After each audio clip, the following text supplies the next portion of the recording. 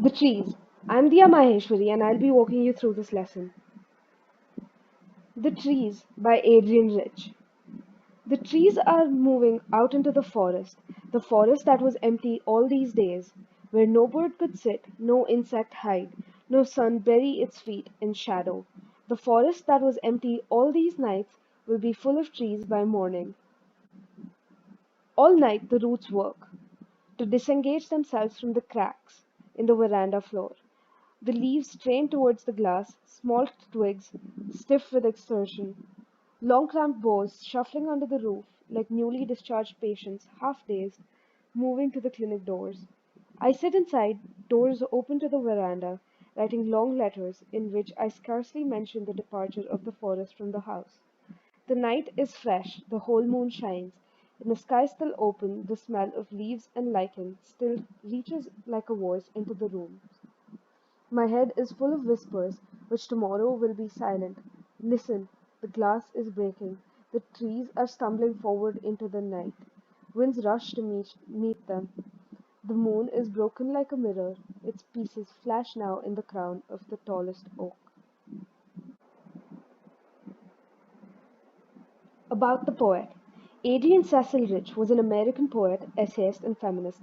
She was born on the 16th of May 1929 in Baltimore, Maryland. Amongst her most famous works are Diving into the Wreck and The Dream of a Common Language. She was called one of the most widely read and influential poets of the second half of the 20th century. She was said to have brought the oppression of women and lesbians to the forefront of poetic discourse. She died on the 27th of March 2012. About the poem. The poem was written in 1963 and published in her book Necessities of Life, 1966. This poem appeared at an important point in Adrienne Rich's development as a poet and cultural figurehead. The Trees is influenced by Robert Frost's poem Birches, yet has its own distinct quiet revolution going on. The poet talks about trees symbolically. The trees refer to women who have been healed and are ready to leave their houses to complete their true purpose, to renew the forest of humanity. As women have remained indoors, the woods have become empty, the trees, the birds and insects rendered shelterless. The sun's rays can't fall on the earth. The forest will be filled with trees the next morning. The roots are trying to separate from the floor of the veranda where they have been. The leaves and branches are growing towards the windows. They're desperate and ready to move out like a newly discharged patient, still half dazed. The poet is sitting inside the house with the doors open. She is writing letters but does not mention this movement of the trees. It is night time. The sky is clear and a bright moon is visible. She can smell the leaves and lichen which seem to be calling out desperately. She hears the glass of the window pane breaking. The trees are moving out, and the fast blowing wind embraces them. As the trees have reached the forest, the tall and robust oak tree overshadows the moon, and it seems that the moon has broken into several pieces. Now moving on to question and answers.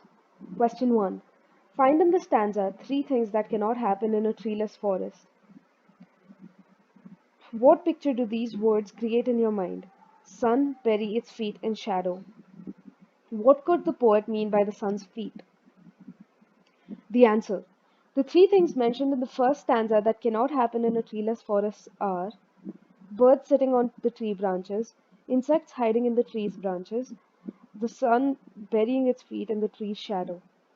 By the sun's feet, the poet means the rays of the sun that reach the earth. Question 2. Where are the trees in this poem? What do their roots, their leaves, and their twigs do? What does the poet compare their branches to? The trees are in the poet's house. The roots are trying to remove themselves from the cracks of the veranda. The leaves are trying to reach towards the glass, and the twigs are trying to set themselves free as they all try to go to the forest. The poet uses the phrase long cramped for the branches. She says that the branches are trying hard to come out of the roof. She says they are like newly discharged patients who are trying to leave half days. Question 3. How does the poet describe the moon? A. At the beginning of the third stanza and B. At its end. What causes the change? What happens to the house when the trees move out of it? Why do you think the poet does not mention the departure of the forest from their house in her letters?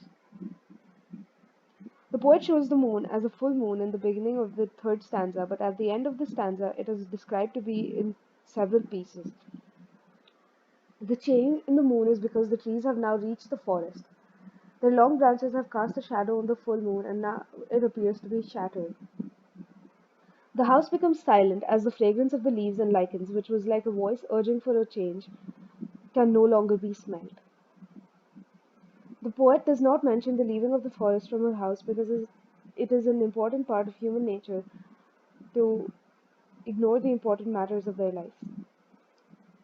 We all know that the trees are so important for our survival on earth, regardless of which we are continuing to fell them.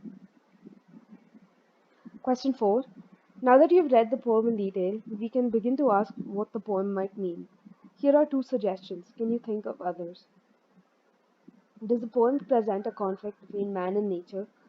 Compare it with a tiger in the zoo. Is the poem suggesting the plants and trees used for interior decorations in cities, while forests are cut down, are imprisoned and need to break out? On the other hand, Adrienne Rich has been known to use trees as a metaphor for human beings. This is a recurrent image in her poetry. What new meanings emerge from the poem if you take its trees to be symbolic of this particular meaning?